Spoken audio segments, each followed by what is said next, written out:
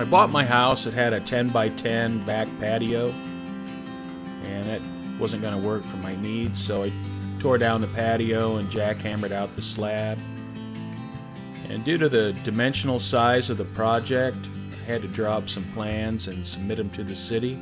There's a couple simple elevations of the sunroom, and required a permit, so submitted the plans, and then of course during the evolution of the construction I had to have the inspections done.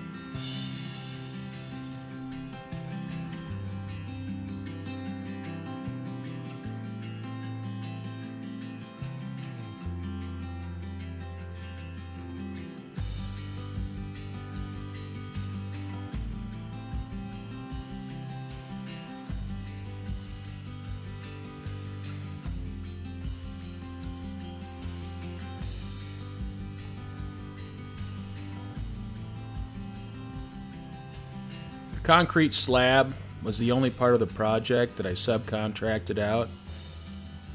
It's a pretty big slab, and I didn't feel I could handle that myself, so I hired somebody to do it. And per my plans I submitted to the city, you can see there's 2-foot deep, 1-inch square footers where the posts go for the patio cover. And here I'm starting to put the frame up for the patio cover, and I asked 3 friends to come over and give me a hand. And it's just a job that you can't do yourself. The 4x12s are pretty heavy. And between the 4 of us, we had it up in, I don't know, probably 4 or 5 hours.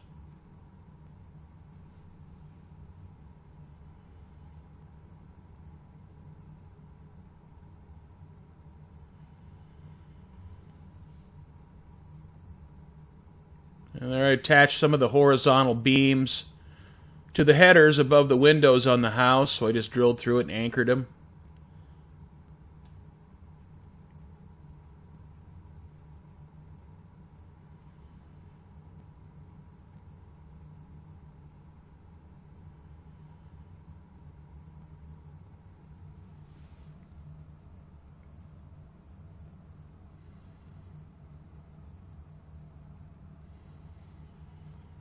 And the guys that helped me out, Scott and Craig and Alberto, I really appreciated their help.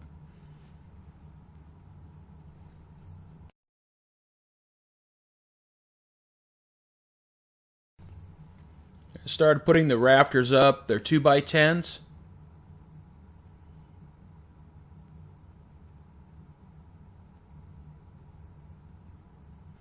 And you can see the 2x4 spacers between the rafters. That's to keep everything straight, so when you're putting the sheathing on, you have a straight nailing surface. And I added extensions for a soffit, and that's 2 feet wide.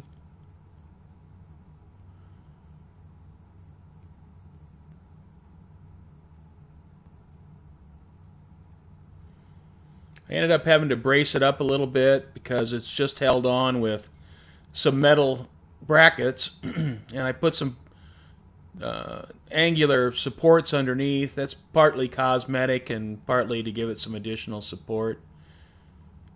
And once I started putting the sheathing on, and then it no longer needed to be braced because the soffit extension was screwed to the plywood sheathing. And I added some 1x trim to the outside to give it a little bit of style.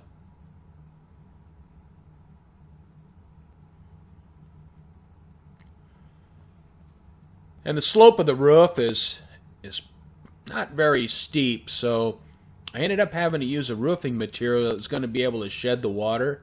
So shingles were out, tile was definitely out, and it came down to rolled asphalt, or as the preferred roofing material here is the steel roof. And I really like that. And the steel roof, it has a 50-year warranty, and I should never have to worry about it. And I think it looks pretty nice.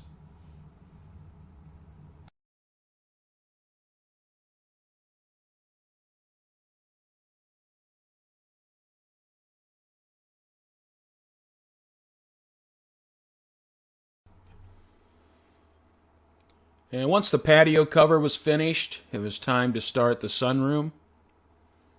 And you see I built some forms there for a 4-inch tall, 4-inch wide footer form for it. That'll keep the wood out of the water when it rains.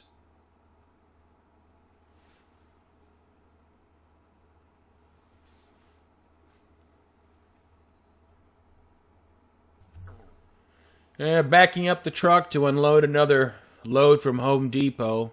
Made a lot of trips buying lumber. And there I special ordered windows for the room.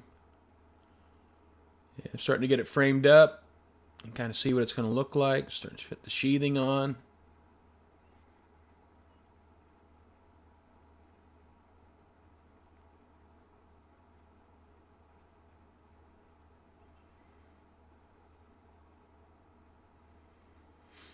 And I cut a lot of wood. Cut some 1-inch strips and put on top of the sheathing. And I'm going to put 1-inch foam insulation board in between those areas. And the strips give me a good gluing surface for the exterior sheathing. And it gives me a little additional R value in the walls. There's my crew that helped me put the windows in. I got the windows in, got everything squared up, got them screwed in place.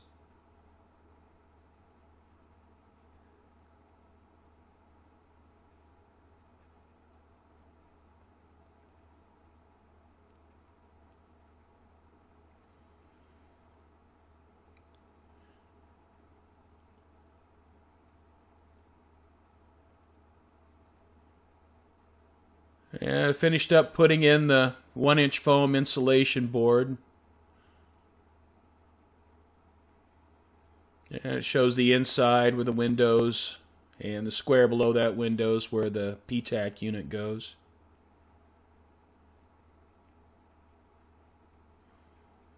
And I bought a whole bunch of 1-inch lumber. And there are the exterior sheathings up. And I'm going to do board and batten. So I'll put battens in there, and I'm going to take these 1-bys. And I'm going to trim out the bottom. I trimmed out the corners. And now I'm going to start putting some batten strips on there. You can see they're installed. And I ripped a lot of wood. And I made big piles of sawdust.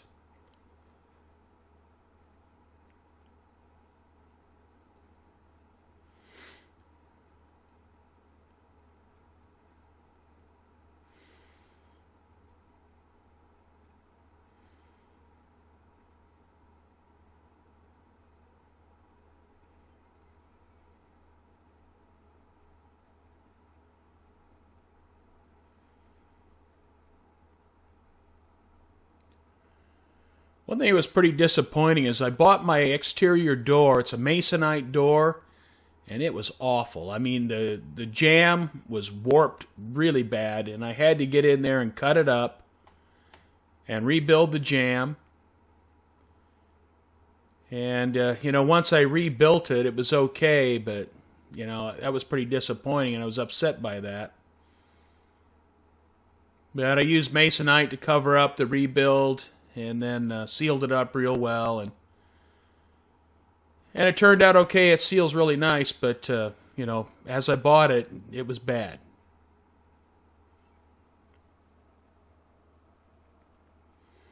And I'm starting to caulk all the batten strips, try to get it weather tight.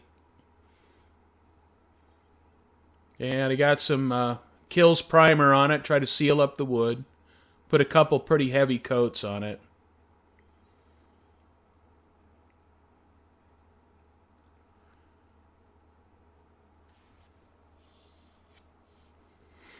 And it's painted to match the house.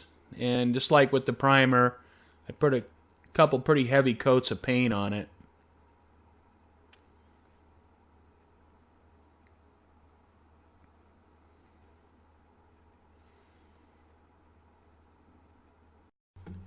An electrical sub panel was installed in the room to bring power in. The 240 volts is for the PTAC unit. And you can see there I'm running the wiring for the 110. And there's the 110 for the outlets and the lights. And I put plenty of outlets in because I want to use it as a hobby room, so I need to be able to plug a bunch of stuff in.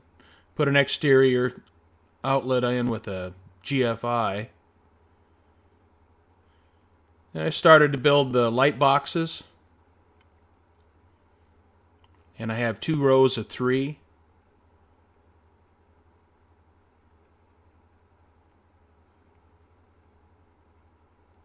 I installed the can lights and then painted the inside of the boxes flat black so when you look up in through the screens you don't see anything.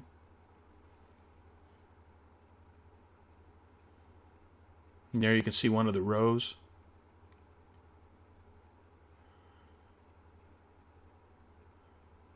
And the lights are wired and they're on a dimmer.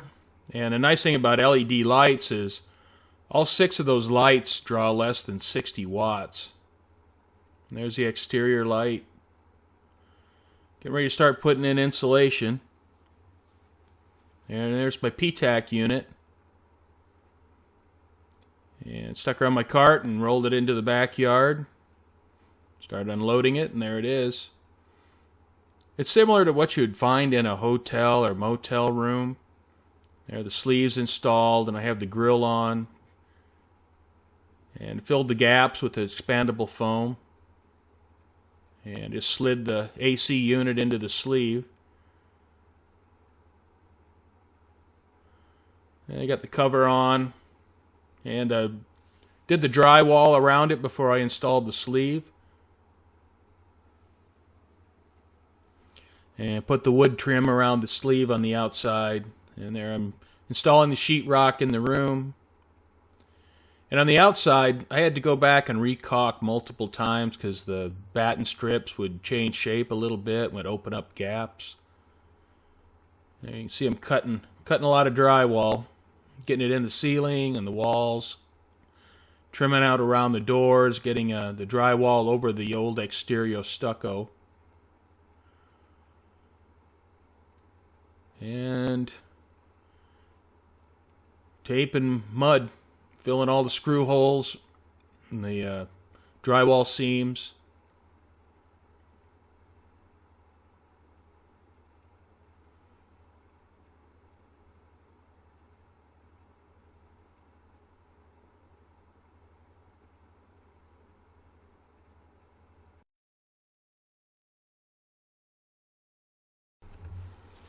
Started sanding out the drywall, and wow, what a mess. That stuff got everywhere.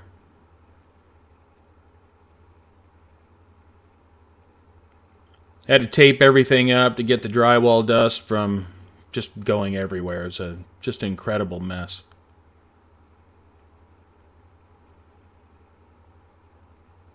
I was coated in it. I had to use a respirator to work in the room. There, I swept it up. Had to mop the floor a couple times, try to pick it up to make it easier to work in there so I didn't have all that dust to breathe.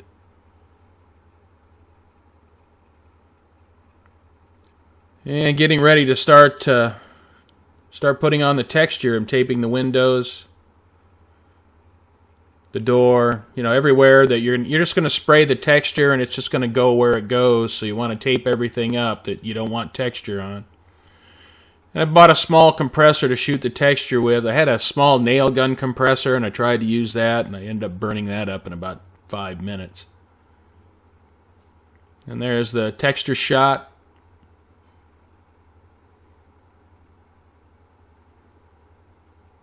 And starting to put the kills on the walls to prime them. Put a couple coats of primer on the walls and in the ceiling.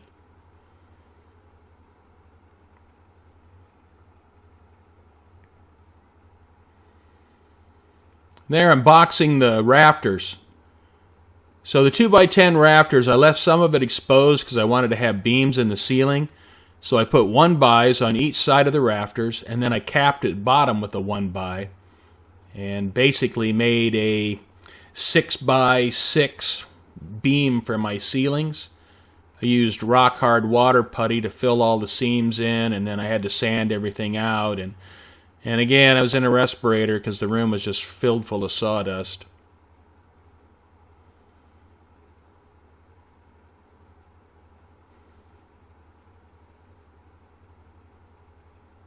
And I bought some decorative metal at Home Depot, and I'm going to use these to create screens for my can lights and have grills for my boxes.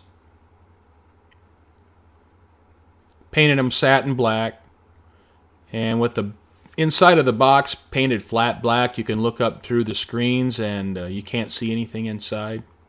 Trimmed the lights out, got them painted, everything, the walls painted, starting to paint the trim, the gray trim. The walls are painted semi-gloss. I got the switch covers and everything on. Bought a ceiling light, and it was a little bit too long, so I had to modify it and shorten it up because my ceiling height's pretty low. Got that installed. I think that looks pretty good. Got all my trim painted, and the room's starting to look finished.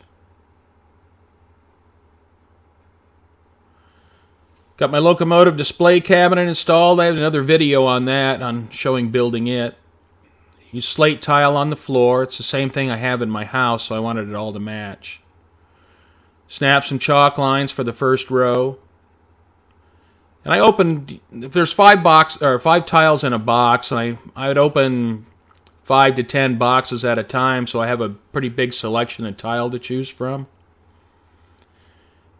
And I worked inside the room as long as I could with the stuff in there, but eventually I had to unload the room to finish.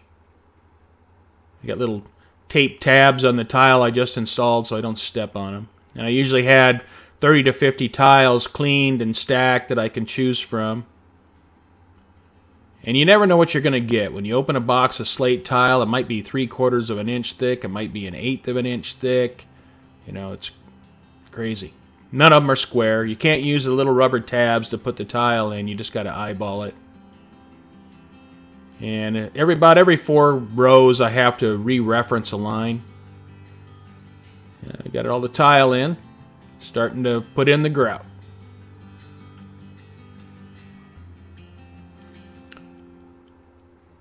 Used a charcoal grout. That looked pretty good with the tiles. Cat's helping me by walking in it. And the grout's done. Time for baseboards. Off to Home Depot again for a load of material. Painted all the baseboards before I installed them. Had to use a jigsaw to trim a bunch of the baseboards due to the uneven height of the tile. And a little bit of my handiwork around the corners. I'm done. The room's done. So my sunroom's finished, and I'm pleased with how it turned out. I think it looks pretty good.